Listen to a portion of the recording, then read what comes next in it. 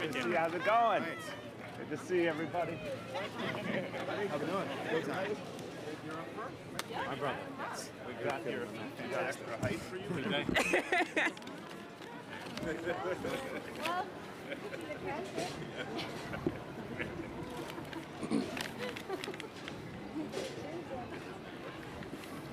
Good afternoon, everyone. Good afternoon. My name is Saida. I'm a 15-year-old. I'm 15 years old right now, and I'm from right here in Queens. Yeah.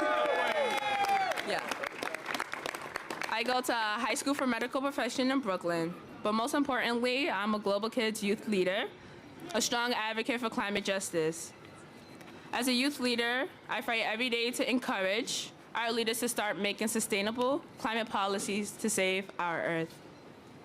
My peers and I at Global Kids have done and will continue to do much more to protect our beloved planet. We visited with our city council member, Costa Constantinides, to fight for the bill to clean up dirty buildings and called up other members of the city council to get their support. We joined with New York Communities for Change and went to Albany to advocate for the Climate and Community Protection Act. In December, I went with Global Kids to COP24 in Poland to let our voices be heard from leaders from all over the world. I'm not doing this to put on my college application or as some extracurricular activity. I'm doing this because my life depends on it. Amen. And because people my age don't have the luxury of time. By the time I am an adult, my faith and the faith of everyone younger than me will be sealed by the adult and current leaders in power today. Every single day we don't take action is a day stolen from us. Every day that passes by makes our future plagued with fire, floods, and droughts. That's much more real. Every day rises the cost of action my generation will inherit. My fellow youth and I deserve what everyone here had before us. A future, a planet that doesn't threaten our lives, nature and wildlife, we can celebrate and pass on to the future generations. We need more leaders like Mayor de Blasio, who recognizes all that's at stake for our future planet. Why should we wait for the leaders in Washington, D.C. to act? I won't wait, and neither should you all. Amen.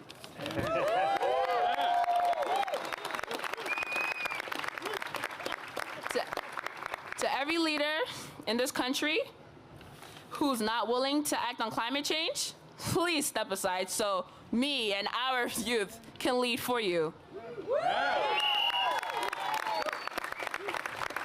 I'm proud to be here today to introduce someone who has taken matters into his own hands by putting forward solutions and policies that will improve our planet for generations and for the future of my health, for my future and the health.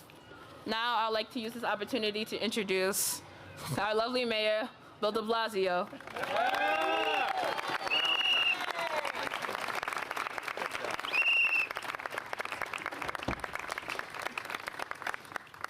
Saida, that's amazing. 15 years old and a leader already. Let's give her a round of applause.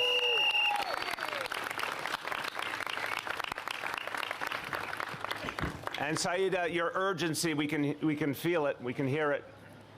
Your urgency is what we all need, because you're literally saying it's a matter of life and death for you. And we have to understand this battle to save our Earth will be won or lost in our lifetime. There's no second chance. And we are blessed to have so many leaders here, including the youngest leaders, who feel this, who understand this, who are going to fight with everything they have for our survival. I want to ask you some questions, everyone. Do our children deserve a planet they can live on? Yes! Do we deserve a future without fear? Yes! And do our leaders need to fight global warming like our lives depend on it? Yes! We are here in New York City to show how it needs to be done, to show how it must be done. Today, we announced the New York City Green New Deal.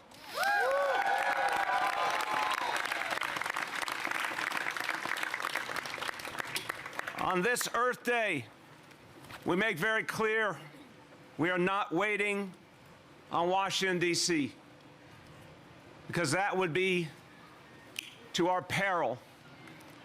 We are not waiting on leaders who deny global warming is even happening, because we've seen those fires, those floods, those droughts. We've seen what Hurricane Sandy did to this city. We're not in denial here. We have to go farther than we ever thought we could go, and we have to do it faster than we ever thought we could. That's what today is about. It is an audacious plan. It is a bold plan. It is a difficult plan. It is a necessary plan. We knew that a New York City Green New Deal would engender a lot of opposition. We've already seen the opposition from the big oil companies, and we certainly felt the opposition of the real estate lobby in these last months. But to the credit of everyone here, we said, we don't care how much opposition there is, we will take them on and we will beat them, and we will have this Green New Deal because we must have it now.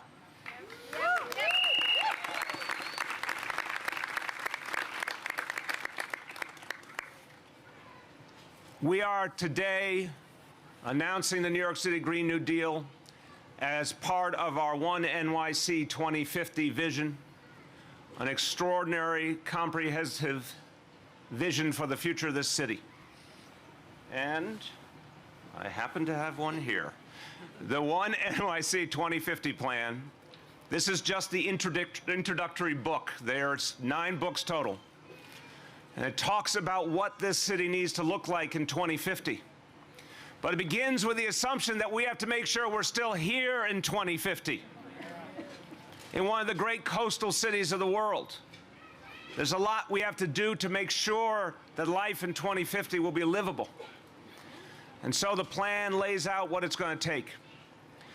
Now, a lot of people in our administration worked very, very hard, and it is a rare thing to have for a government or any organization a roadmap that takes you decades ahead. But this extraordinary group of public servants gathered around me, they did that hard work over the last months and put together something extraordinary. So I just want everyone to know that the folks who work on your behalf, they're not only working for you today, they're looking far into the future, and they've actually given us a roadmap to get there. Let's thank all the members of the administration who are part of this effort.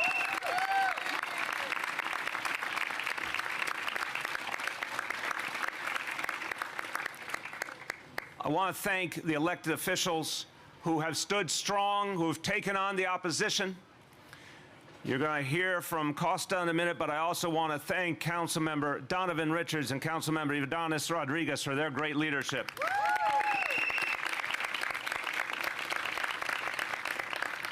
And to all the advocates and organizations who believed in the New York City Green New Deal, who helped us to create the idea, who fought for it and are going to make it come alive.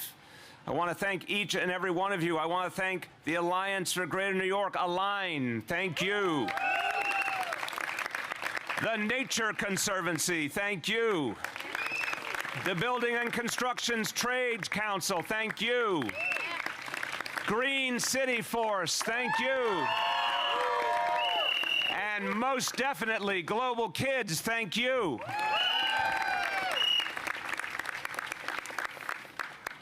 So, you're not going to find climate deniers in New York City because we suffered through Sandy. We lost dozens of lives, billions of dollars in damage, neighborhoods destroyed. We lived it. We know it.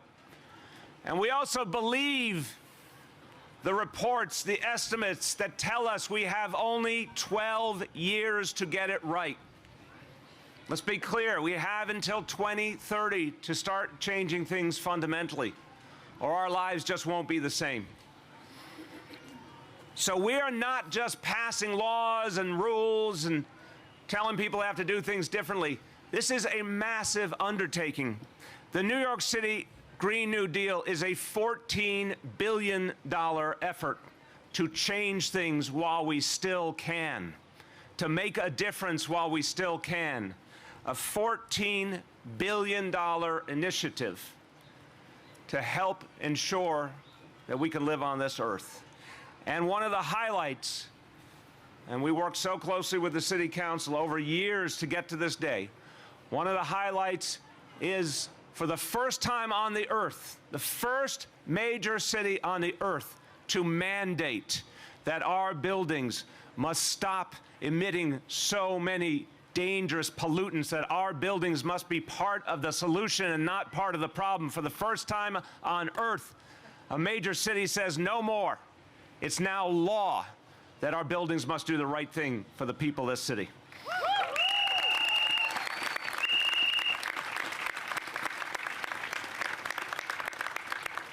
I want you to get a sense of the magnitude here. With the actions we took earlier in the administration and now the introduction of the larger New York City Green New Deal, these efforts together will cut emissions in New York City by 30% by the year 2030. These are now the toughest laws of any state or city in the nation, and we've only just begun. Now, why are we so focused on the buildings? Because turns out, my friends, they're the #1 cause of greenhouse gas emissions. The #1 cause is the buildings in this city. It's not the cars, it's the buildings. And we said, when we went to the private sector in the beginning, we said, we have skin in the game, the city government. We're going to lead by example. We put $3 billion into retrofitting all the city government buildings that need to be made clean and green. $3 billion. Now, I gave the real estate industry fair warning. 5 years ago, I spoke at the United Nations. And I said, we are going to take matters into our own hands. We are going to fix our own buildings. We're going to make them green. Join with us. Come up with a vision of how you, the private sector, will do it as well. And we gave them every chance. But when it was clear they were not moving fast enough, we got together with the City Council and we say, we will make this a mandate, we will make this a law. This is no longer a negotiation, this is no longer an option. This must be done. And that law was the subject of a lot of opposition. And my colleagues in the City Council know, because they heard all the voices, all the folks telling them it couldn't be done, it shouldn't be done, all the folks saying they would use their power against them. But to the credit of the City Council, they stood firm. And our administration knew we had no choice but to ignore those voices that would take us backwards and to put this mandate in place. And I want to be very clear. The landlords who play by the rules are not going to have a problem. But any landlord who does not achieve these goals will be subject to fines of up to $1 million per year. In some cases, the largest buildings, it could be over $1 million. That's real money, and it sends a real message that this has to happen. Now we're going to take it another step, because part of the problem here is that buildings got built that should never have been built to begin with if we were thinking about the needs of our Earth. Some of them you can see right behind us in the background. And so we're going to introduce legislation to ban the glass and steel skyscrapers that have contributed so much to global warming. They have no place in our city or in our Earth anymore. If a company wants to build a big skyscraper, they can use a lot of glass if they do all the other things needed to reduce the emissions. But putting up monuments to themselves that harmed our Earth and threatened our future, that will no longer be allowed in New York City.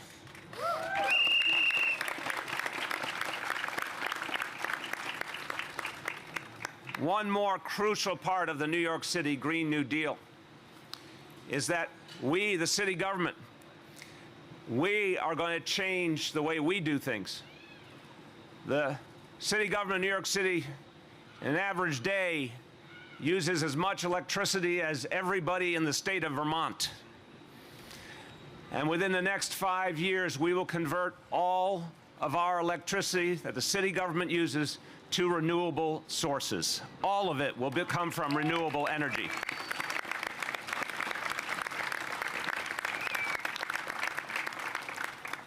That electricity will come down to us It's zero-emission electricity coming to us from Canada, from Quebec, hydropower that's being produced right now, and we're not taking advantage of, but we're going to take the actions, working with our partners, to make sure that our city government doesn't need to get its electricity from fossil fuels. Those fossil fuels can be left in the ground where they belong.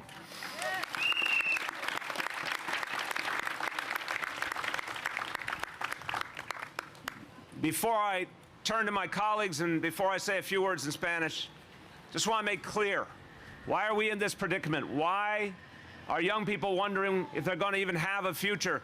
Because too many people were motivated by greed. Too many companies were motivated by greed. We know who did this to us. Big oil did this to us. We know who the culprit is.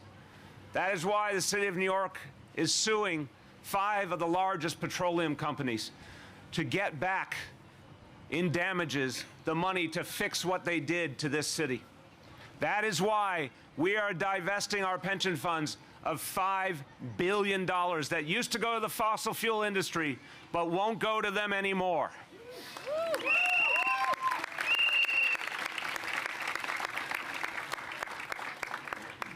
So I really believe in the Green New Deal. I believe it's urgent and it's necessary and it's a wake-up call. And I believe in it so much that we are the first place to bring it to life. New York City is not just talking about it. New York City is making the Green New Deal come alive. And that begins today. Congratulations to all.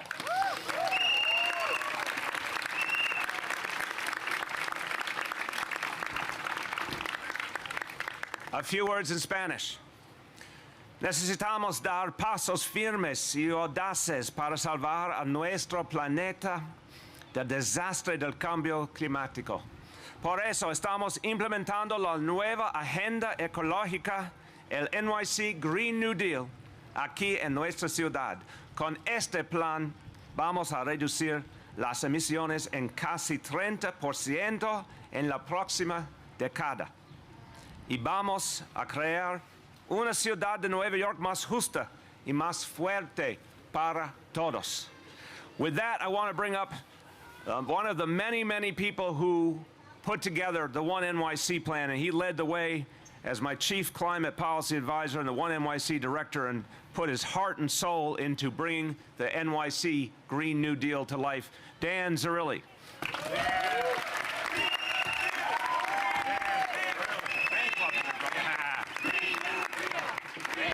There we go. Thank you so much, Mayor de Blasio. Thank you so much. I'm so proud to be standing here today, proud of my city, proud to be able to proclaim New York City's Green New Deal. Thank you. Special thanks to the entire city team. Many of them are here for all their hard work to get us to this day.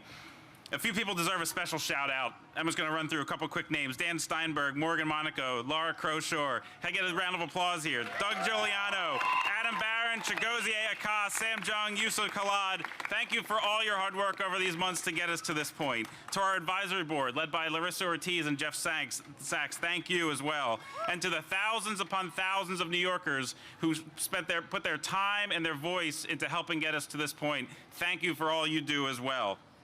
New York City's Green New Deal, it starts with a vision for a better world for our kids, one that our kids will inherit, one where we're no longer addicted to fossil fuels, where we have transitioned in a fair way to a green economy that works for everyone, and where our democracy includes everyone. And thankfully, here in New York City, it's not just a vision, it's coming to life. We're actually doing it. For 5 years, this administration has been hard at work confronting our climate crisis. Now, with these new actions from Mayor de Blasio, we will go further and we will go faster.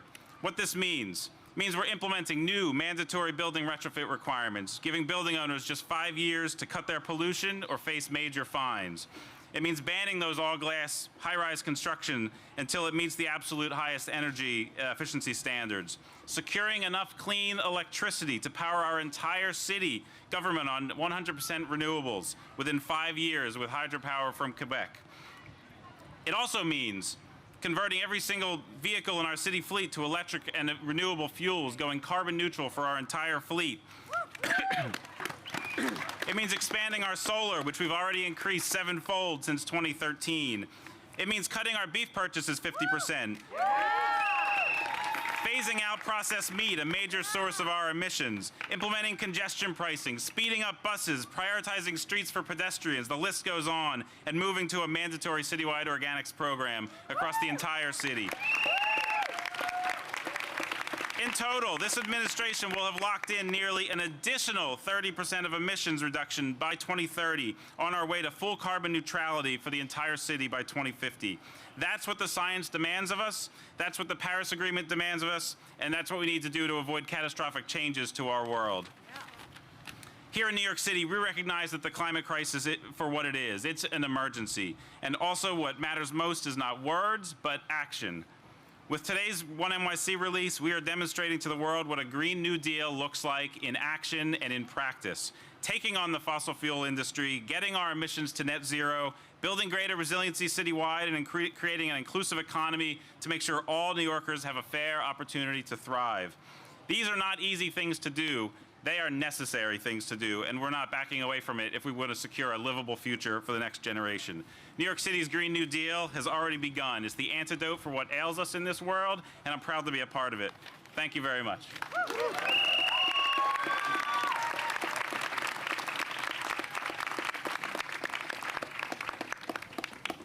You know, I forgot to say Happy Earth Day, everyone. Happy Earth Day. Happy Earth Day. Costa, happy Earth Day. One of the real heroes of the New York City Green New Deal. And I have to tell you, as chair of the Environmental Protection Committee, Costa Constantinides took a lot of pressure from a lot of places, most notably the real estate industry, and he didn't buckle. He was very strong as a leader. He was fair, he listened, but he had a North Star, which was saving the planet. And recognizing the absence of a federal government taking action, the biggest city in the country had a special responsibility to do something bold. And he led the way as the lead sponsor of the legislation. So it's a great pleasure on this Earth Day to introduce Councilmember Costa Constantinides.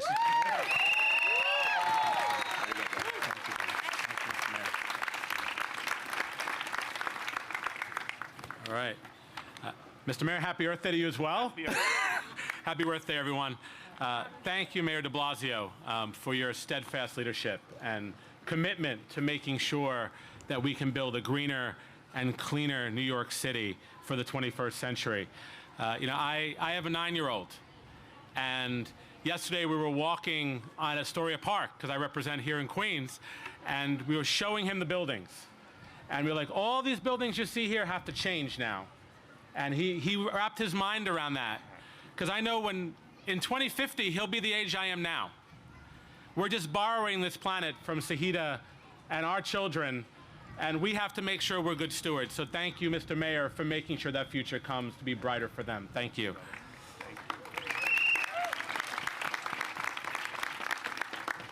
You know, right here in Queens, we saw the impacts of Hurricane Sandy. I know Donovan knows all too well from his communities. And we need to make sure, we needed to take action. And New York City is not in denial, as you talked about.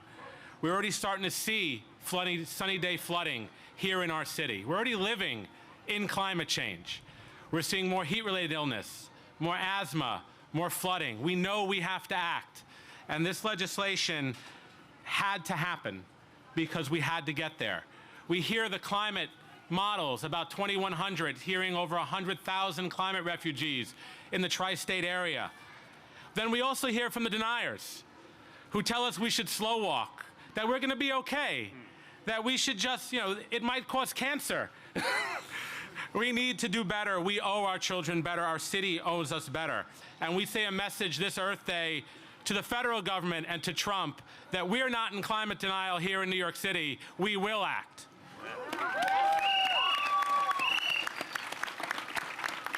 That's why last week, the City Council, along with our great speaker, Corey Johnson, we passed the Climate Mobilization Act, which includes the Clean Tower Plan 1253, which is the largest emissions reduction policy in the history of any city. And we're so very proud. These 50,000 buildings, and the law only covered about 50,000 of them, emit about 30% of our total emissions citywide. That number, every time I say it out loud, still blows my mind.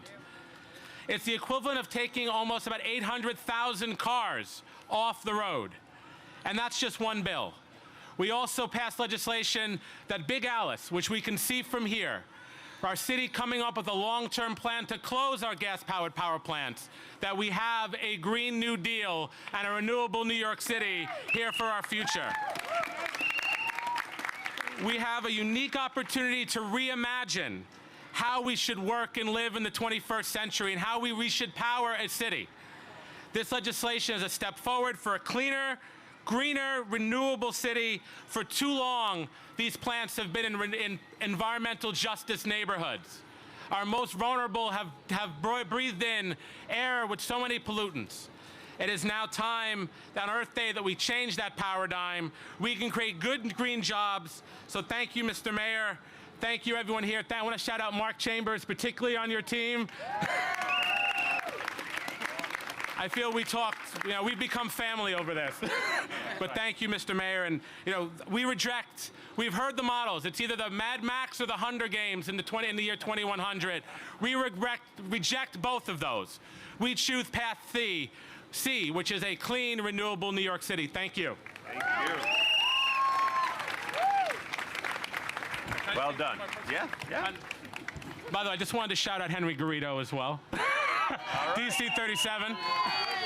Well, your timing is perfect because he has been a leader in the effort to get to the building mandates, and his workers are crucial to achieving the city goals. For the city government, it's my pleasure to bring forward Executive Director of DC 37 AFSCME, Henry Garrido.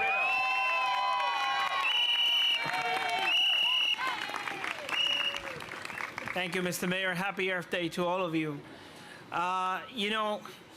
We are very proud to stand here on behalf of the city workers and their families, 89% of which live in the city of New York within the 5 boroughs. Even after they retire, they are, they're taxpayers, they're the citizens that are constantly in the city all the time. And so for that reason, we're very proud to stand here as part of this coalition, because climate justice is a moral imperative of our generation. And we ought not to be the consequence of it, but we should be the catalyst of it, and we should be moving in support of the coalition to do that. That is why we took a strong position as unions in divesting from the fossil fuel industry more than $5 billion. And again, took the leadership and reinvested a lot of that money back into green renewable energy, $4 billion worth of that. And we should all be very proud of that. But also from the perspective of the people I represent the professionals, the engineers who work in the Department of Design and Construction, and the DCAS and DEP, and the many architects and other professional workers that work in the Department of Parks and Recreations and DEP, and I see all the commissioners here. And one of the things that has not been mentioned about this is how important this is a jobs program too, that the new Green Deal creates more than 20,000 jobs annually, many of them in public and private sectors that are good paying jobs for the people we represent, and that one ought to be supporting a new economy that creates those jobs. And for us, we're proud to stand there because this is the right thing to do for New Yorkers. And so on behalf of my members, I want to thank the mayor for taking the leadership. When I always are talking about how the noise of windmills are causing cancer, here in New York, we're taking the leadership and demonstrated that we are not going to be cowed by fear, but rather we're going to be leading the way as we have done in many years. And my union gets a lot of credit for saving the city in the 1970s, during the time of physical crisis when the city was in financial disarray. We are taking the position that we are saving the city every single day by the work that we do and by the leadership we take in the major challenges that are facing the city. So thank you on behalf of our members and their families, and we support, without a doubt, the Green New Deal. Thank you so much.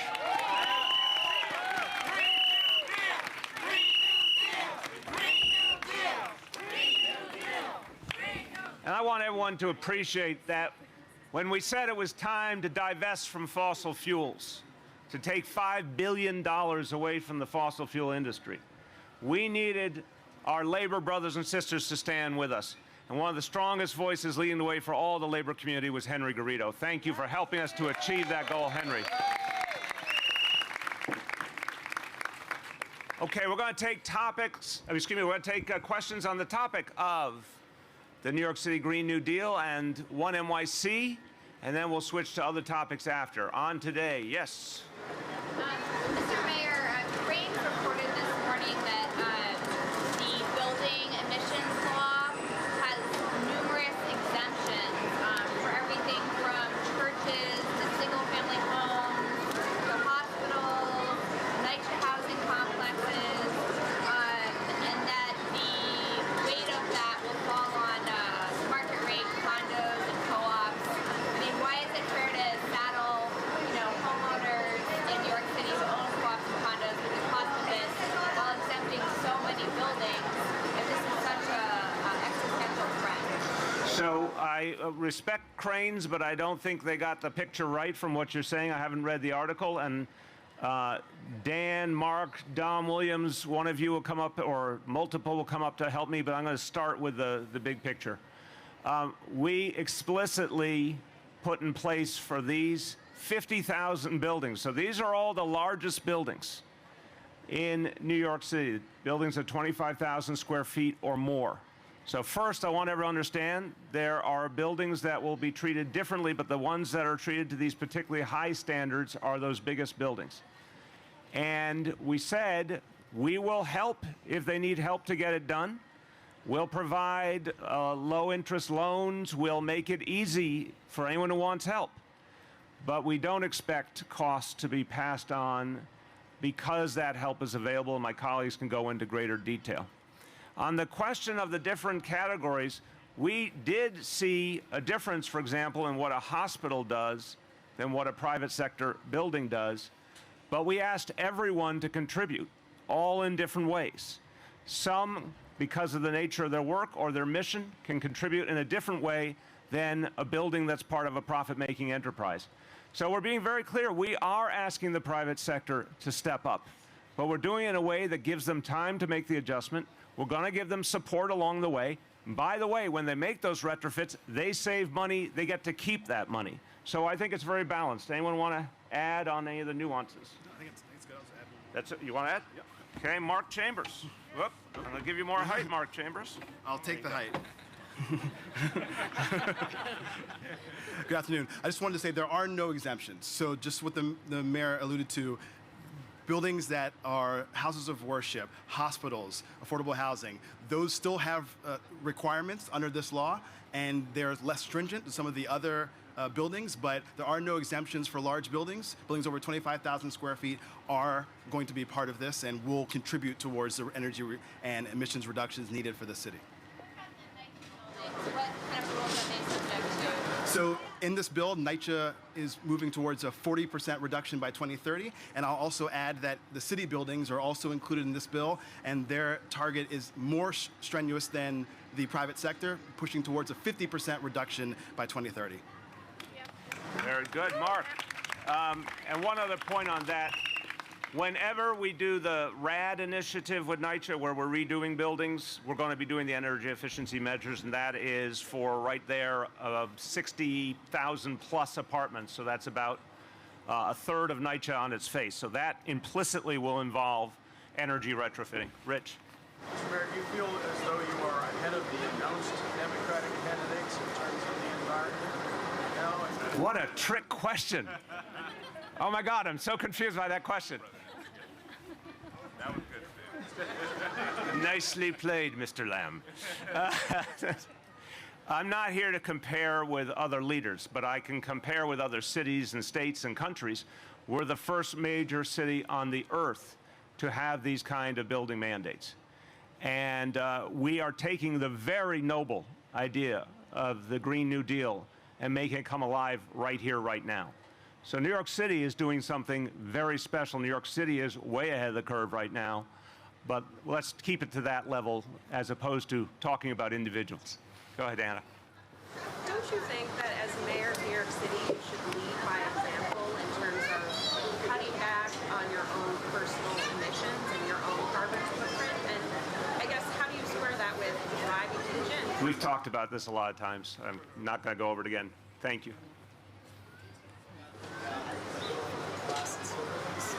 Maybe more details on the glass and steel buildings. How are they looking out? The glass and steel buildings? Yeah. I'll start and others join in. So this will involve changing the city's energy code. And that is one of the things that governs the building of any building. So literally, to get a building permit to build, you have to be in conformance with the energy code. And we're going to make very clear that the kind of glass and steel buildings of the past, and some bluntly that were being built, very recently, just aren't going to be allowed anymore. It's literally going to be a much higher standard. And the only way that kind of design would even be acceptable is if a whole host of other changes were made to compensate, because those buildings were inherently very inefficient. You can imagine why. There's glass everywhere. Everything that they do to keep them hot or cold just goes right out through the glass. So they have to pump more and more energy to keep them at a certain level. So an idea that doesn't make sense anymore, we'll put strong new rules in place. I think what's going to mean is a lot of building owners are not going to build those kind of buildings, or if they choose to, they're going to have to do a lot to compensate with other energy-saving measures. Want to talk about what are those? What kinds of things could they do? Sure. So first, I want to call out that it doesn't mean that buildings can't use glass anymore. Okay. A perfect example is the American Copper building right behind us. It's kind of shaped like the backwards K. That building does use glass, but it also uses other materials, and it uses high performance glass to make sure that the building is actually working to the benefit of our emissions reductions. To the question about what other measures buildings can do, buildings have control over their HVAC systems. They only have control over their operations. So a lot of the measures that impact building performance have a lot to do with making sure that you are using the building when you're occupying it and not using it when you're not. So part of this is making sure that buildings are not just built efficient with the right equipment, but that they're being operated very much in line with a low carbon footprint for that building. Okay, wait, someone has to go on. Marcia. Mr. Mayor, some would say that some of these ideas are, you should pardon the term, recycled. I wonder recycle. If you could consider some new ideas like damming the East River to provide power or hydrokinetic power. I will open, and my colleagues who are more learned on the topics than I will speak. I think these are not recycled ideas because they haven't been put into action, Marcia. I think there's a lot of good ideas in the world, but what really matters is, do you bring them to life? Do they actually work? Do they actually happen? We're talking about this entire city government going to renewable power for all its electricity within 5 years, which is very fast in the scheme of things. We're talking about getting rid of the kind of glass and steel skyscrapers that were made bluntly in a very backward way that really harmed the environment. And we're going to force building owners to save energy and stop this massive amount of emissions, as you heard, overwhelmingly our #1 greenhouse gas emissions problem, with a clear mandate. These are real ideas that work. In terms of an energy source, the fact that we're going to tap into Hydro-Quebec, which is something that could have been done a long time ago, wasn't, we're now going to do it. That's an idea that really, really matters because it's finally going to happen. New York City doesn't benefit sufficiently from that power. It's just a fact, and we need to make it happen. I don't have a comment on, I've never heard the suggestion of damming the East River. I'm not sure that's practical. Not an expert on that. Would anyone like to speak to those too? We'll get back on those because I don't have a comment on those. Go ahead. Two questions on the hydro. Yeah. So, I'm hoping actually you can elaborate on what you just said, because the city's been looking at this as a source of energy for years now and has been working with NYC. So what changed to make this more urgent? Combination of things. The recognition that this has to be a priority in budget terms and otherwise because it's about survival. So we are going to be very aggressive. Good conversations with the state because they also are moving in a more aggressive direction than was true in the past. And I think that's fantastic. I commend New York State. And for all of us, the recognition that Indian Point's going to go offline soon. We can't do business as usual and have enough of a supply of electricity. So I think it is urgency and a willingness to have skin in the game. We don't know the exact cost yet, but we do know overall we think it's going to take about $3 billion between all the different partners to achieve a transmission line that can really open up that Canadian capacity, and we're willing to be part of that. Yeah. So this might be better for Dan or Mark, Please. but it has a capacity for 8 terawatts per hour, and the city government's buildings only require roughly 4 terawatt hours. So who does the city expect to buy the remainder of the capacity?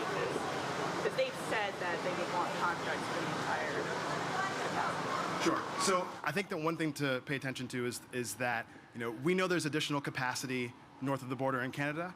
Being able to connect that directly into the city is the priority within 5 years. However, we're able to structure something with all of our partners is what we would move forward with. Whether or not those partners are also offloading power, that's great too.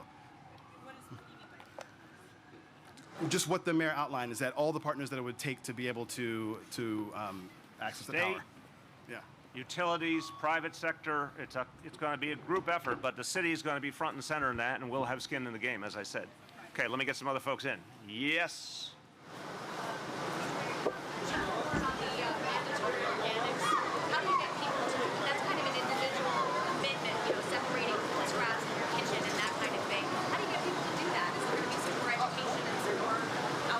As I referred to, for those of you who are at the press conference about the plastic foodware, go back and see the epic organics video that my family and I did in 2014. It will tell you everything you need to know about how to handle organics. It's very new, it's news you can use. We're going to have to do a huge education effort. There's no question.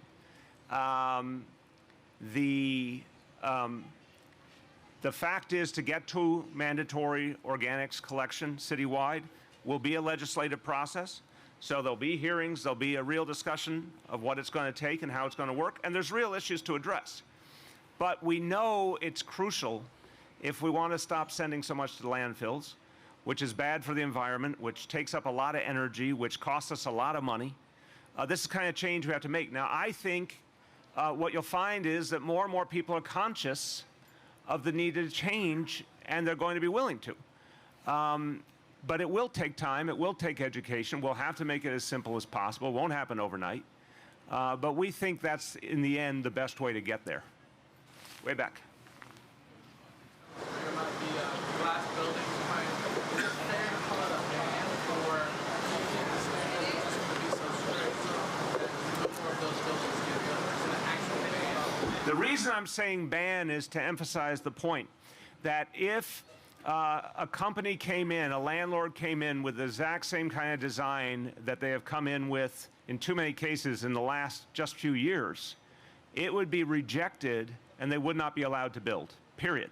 That's why I say it's a ban.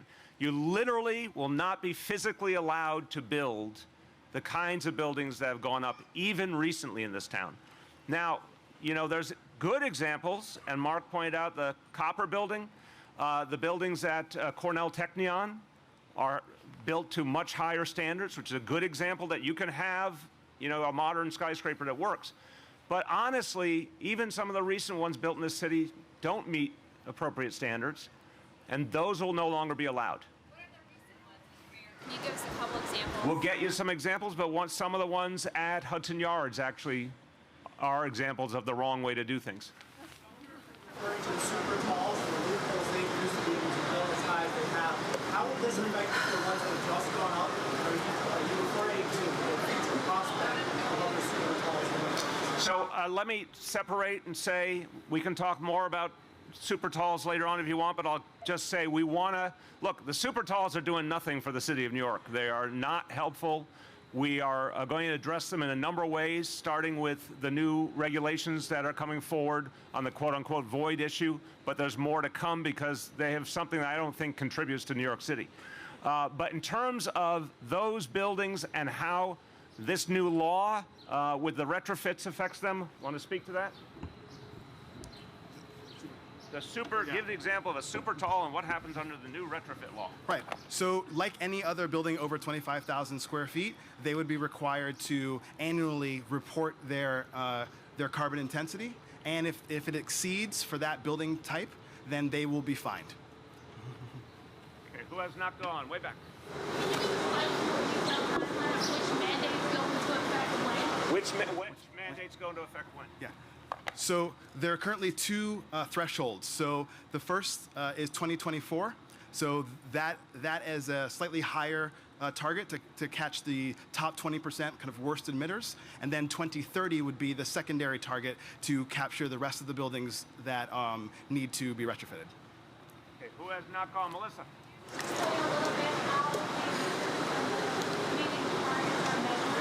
How do you measure it? So already under benchmarking law in New York City, large buildings over 25,000 square feet are required to report their energy usage, electricity, steam, natural gas, oil. Through the same mechanisms of reporting, those buildings will also need to report their GHG intensity. Sorry. I get a little, I'm deep for you. Okay, so their greenhouse gas intensity, so how much carbon their buildings are using. They'll use a similar kind of calculator to do that, and they'll need to verify that, and then they will submit it annually along with their benchmarking. And based on that, you'll be able to see whether or not they're above that target for their particular building class. So whether it's residential or whether it is commercial or industrial, so forth. Go on. Future legislation on the organics recycling and also on the glass building ban. When do you see those as being implemented? Will that happen this year or? Both. I expect both bills to be passed this year. We're going to have a process with the City Council, but I think since it's only April, that we're in line to get them both passed this year. Implementation quickly in the case of the ban on the traditional glass and steel buildings, because that to me is about just rewriting those elements of the code and giving a little bit of time for them to take effect. But I think that's a very quick pass this year. Hopefully it takes effect as early as next year. On the mandatory organics, we got to figure out what's a fair timeline, because we will have to do a lot of public education. We will have to get the buckets in people's hands in different ways. I think that's probably going to take a little longer, but we got to figure that out in the legislative process. Gloria. Questions. First, how are these fines going to work? How much will they be? Oh, we can tell you that. Mark, do you want to talk about the fines? Is there a follow-up that's related, or? You can do the first one first. Yeah. No, just on the fines. Okay.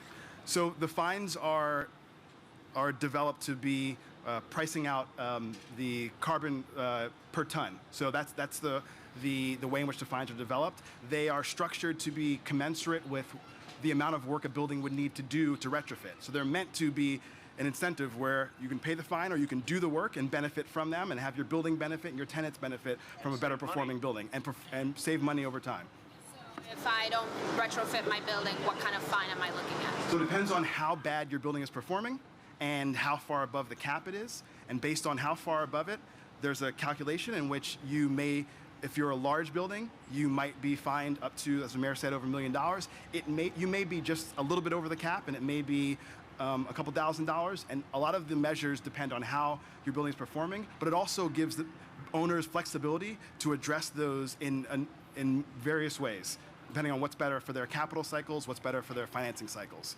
And Gloria, just on that, the $1 million fine, if you get to that level, just be clear, that's an annual fine. So if you miss it in year one, you're going to get hit with it again in year two.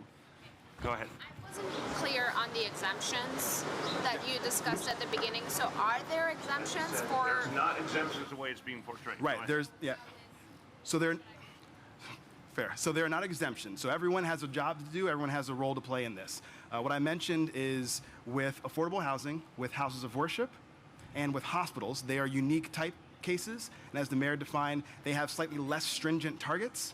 And so will have a prescriptive list of actions that they need to take and need to verify that they've done those. And those are a lot of efforts that will be making sure your building is operating well, making sure that your building is insulated, making sure that your systems are up to code and meeting as much energy efficiency as possible for those buildings. And you'll have to verify it and submit that annually as well.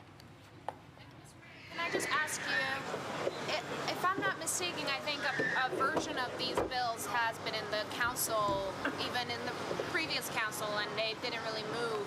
So what changed? I think it's been about 5 years. In the since that beginning, the introduction. first couple of years, we're trying to see if we could get to a voluntary plan with the private sector. And there was a task force put together, and a lot of work went into it. And we obviously would have preferred a truly voluntary approach.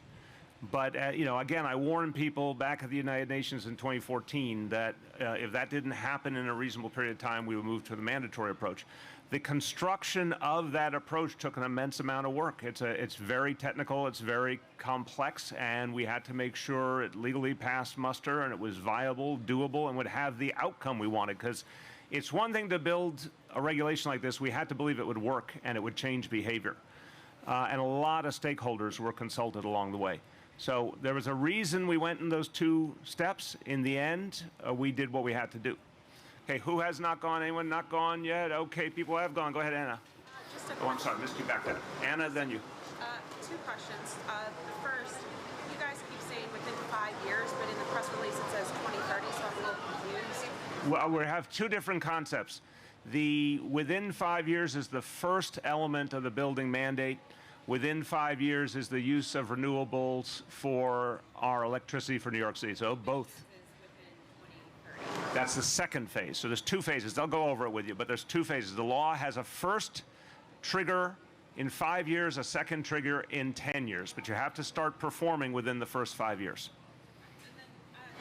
Right now, the Board of Standards and Appeals often allows building owners to have certain exemptions when they're trying to get a certificate of occupancy, and this has been a big problem on Staten Island and suburban areas. So I'm just a little curious: is there ever going to be a scenario where you see like the energy code changes and the building owner appeals that and it goes through, or are you guys going to be very strict about it? Well, we're definitely going to be strict. I'm not enough expert on the interrelationship of the energy code and the BSA. If someone here in our group wants to speak to it, that's great. But the bottom line is, this is a very intensive mandate. We're making clear to everyone this is a matter of survival. So this is not one that I think will be deviated from very lightly. Way back. Science tells us that agriculture, particularly animal agriculture, contributes more to greenhouse gases than all of transportation combined. Talk about how this fits into the bigger deal, specifically purchasing. Yeah, look, for New York City, I mean, there's a lot of pieces to the puzzle of global warming, as you point out. For New York City, job one was to address the buildings. And this is true in big cities around the world, but particularly here. This was the way we could make the #1 impact.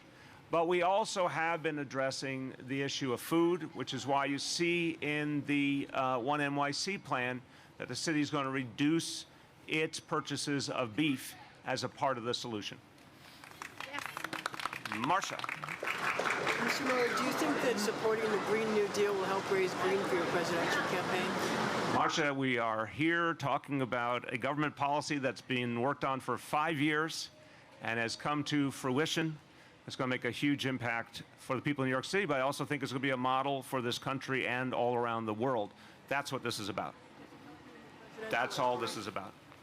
How does the city expect to pay for the higher cost of electricity from the hydropower line? So, look, it is a true statement that hydropower will likely cost something more.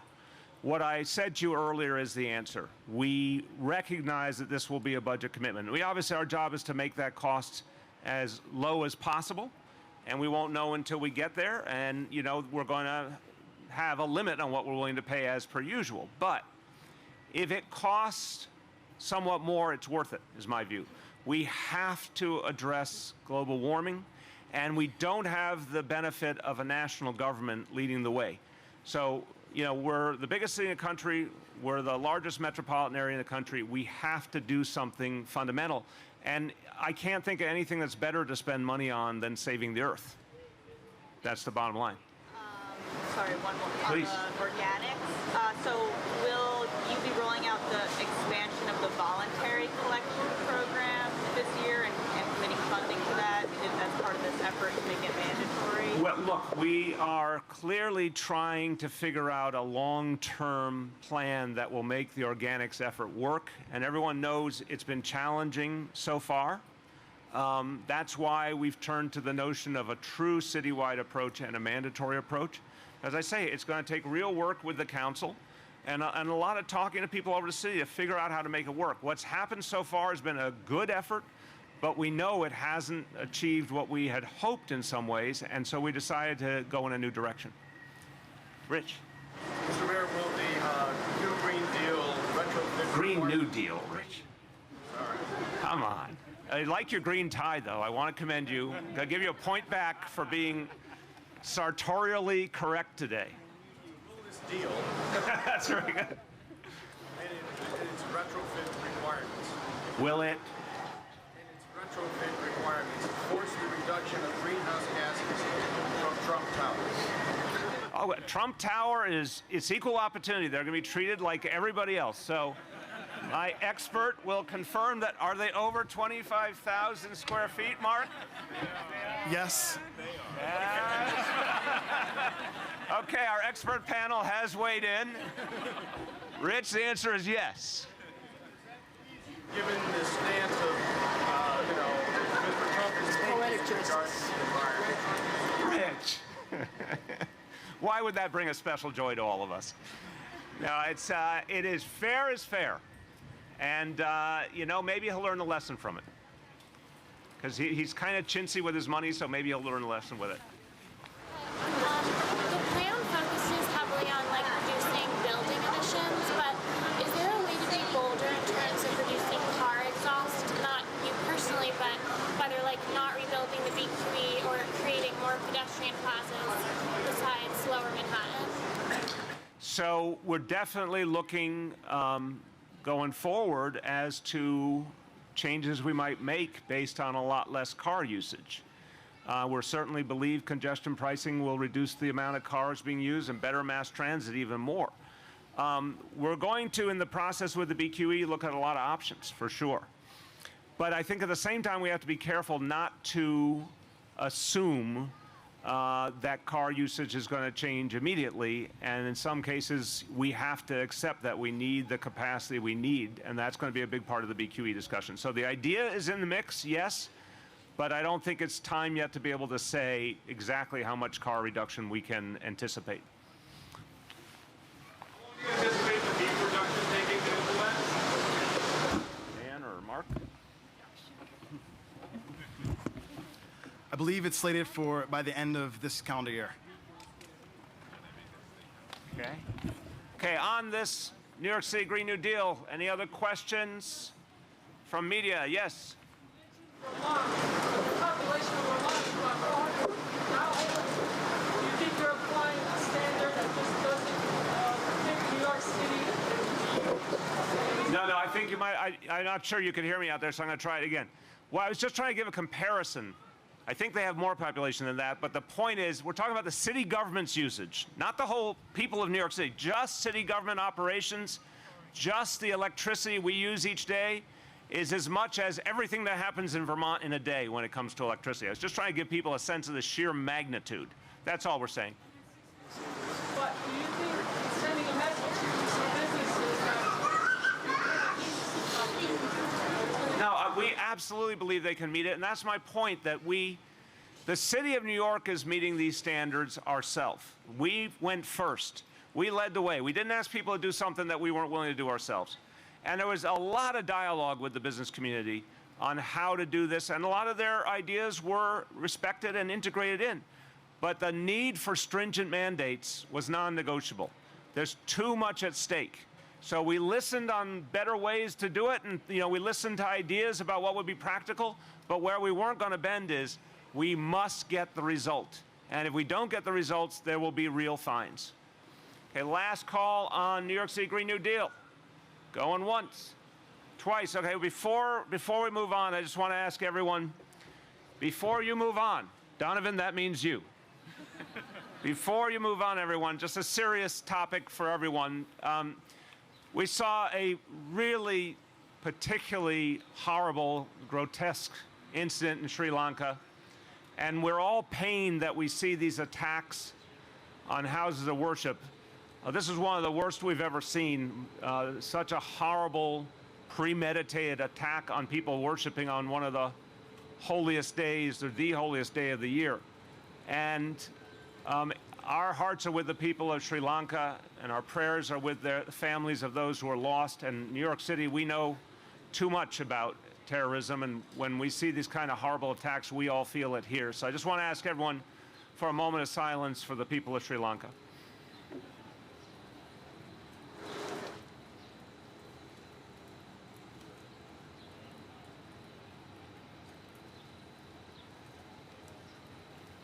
Thank you very much.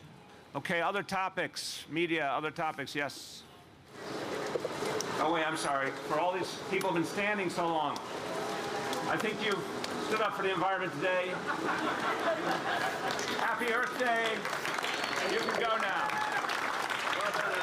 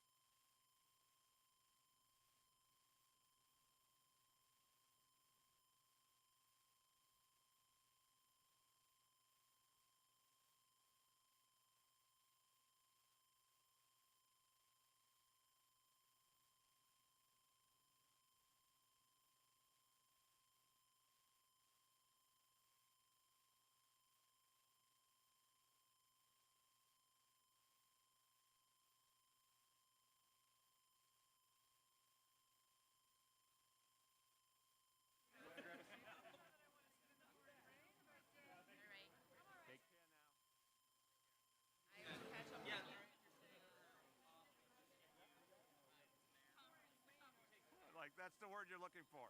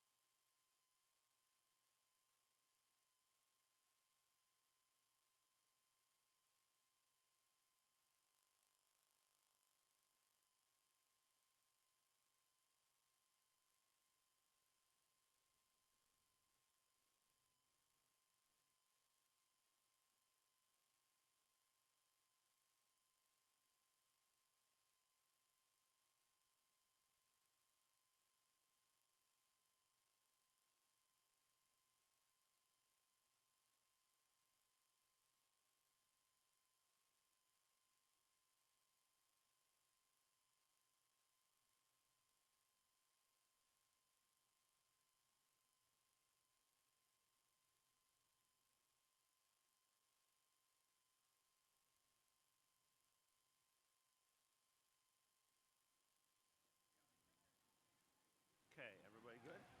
Okay. All right, let's take some off-topic. Yes. Is that your hand? Okay. It looked like your hand was coming out of Rich's arm, so I couldn't figure out what was happening there. Okay, the NYC win the wireless network. Considering the massive cost overruns that the post reported on and the recent network crash, why is the city planning on extending the government contract another year? Well, it's only till January is what I understand. I'll double check it, but that's my understanding. It's just transitioning out at this point to a new approach, which I will get you details on, but in terms of your immediate question, they're not going to be a part of our lives much longer. Is that to the commercial cellular carriers? Again, I'll get our team to brief you on that. Yeah. Basically, question. This weekend, the NYPD was seizing bikes in Tompkins Square Park for not having bells. Is that like an appropriate use of NYPD resources? I don't know anything about that instance, so I literally can't comment until I get more information, but we'll look at that. The city is considering demolishing and rebuilding two nitrous sites. No. False. False. False. Because we're not going to do demolition unless we have already built a replacement building first. So the story, in my view, did not say that, and I think it created some real confusion. We're clear that, first of all, anything like that would go through a whole process with the community, but the vision we've made very, very clear is that any time where we're moving people around within a development, we have to create the new capacity first. Okay, well, even with that being said, making sure that obviously there's new capacity for those residents. With that plan, I mean, are you considering doing that for other nitrous sites?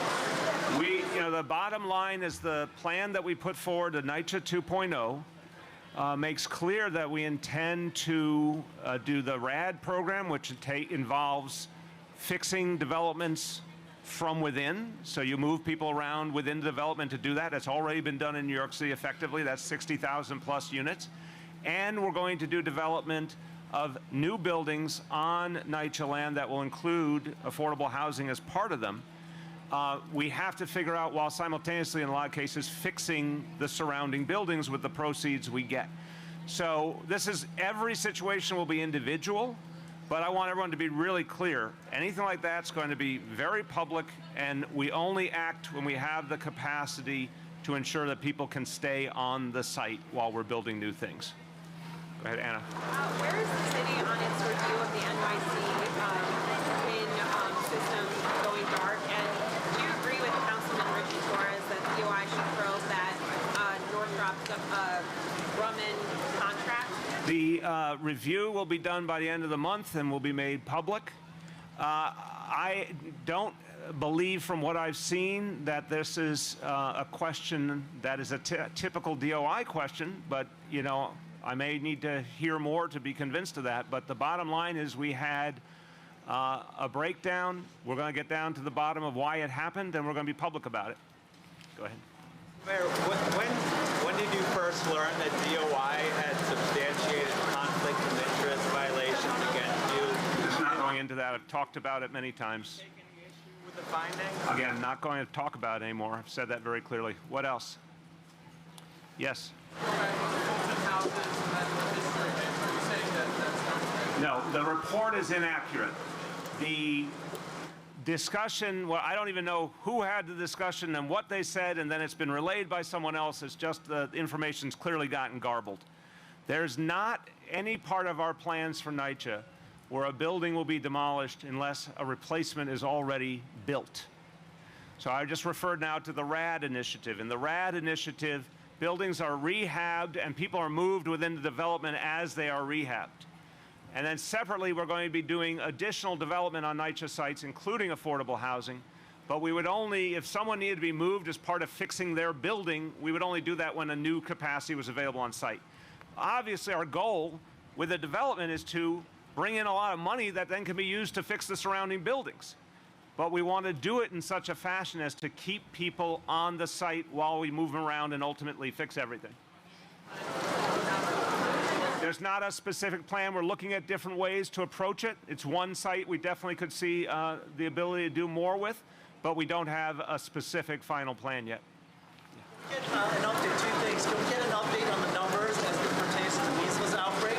And then the second issue, regards to Andy Byford, there's a lot of concern about whether or not he's going to stay in his position, whether he leaves voluntarily. Let me do the first one first, and we'll go to that. On the measles, the latest count is 374 cases.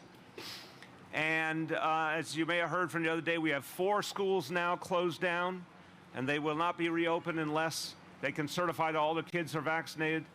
We've given out several individual violations. That number will go up. So we're going to keep escalating our response until we see this crisis end. But again, the number today, 374. Was the second question was? Are you concerned about whether or not he'll stay on as part of the job? And if you do support him staying on, is there anything you have said or can say or do to ensure that he can continue on? Yeah, I'm not familiar with the current state of play. I respect Andy Byford. I think he's done good work. I think the Fast Forward plan really helped us all to focus on what we needed to do to fix the subways, and it helped us get to the congestion pricing plan. So I certainly hope he stays. I'm not familiar with the details of the state of play. If there's anything I can do to help, I certainly will. Real quick, you said this morning on NYCHA you were confident that the crisis will end in a couple weeks. Wondering why you... Hopeful. I don't think I said confident, but maybe I don't know what my exact word was, but I am hopeful. We never know with these things until you get there. But we feel, because we've seen the vaccination levels go up, it's pushing 1,000 kids now vaccinated. That's a very good sign. I have no doubt in my mind, because I've been talking to community leaders constantly, that the message has been heard loud and clear down to the grassroots. I think, you know, these aggressive actions are registering with people. So folks who are looking for real information about healthcare are getting it, and folks who need a stronger motivation are getting that. So I am hopeful, but I want to be careful to say we don't have a date certain, we don't know the exact way, but we think we're moving in the right direction. Any last question? Yes, Gloria. Back on the NYCHA demolition story. Yes. It does say that the people wouldn't be moved out of their buildings unless there was a place for them to move into. But is this a policy that your administration is considering going forward?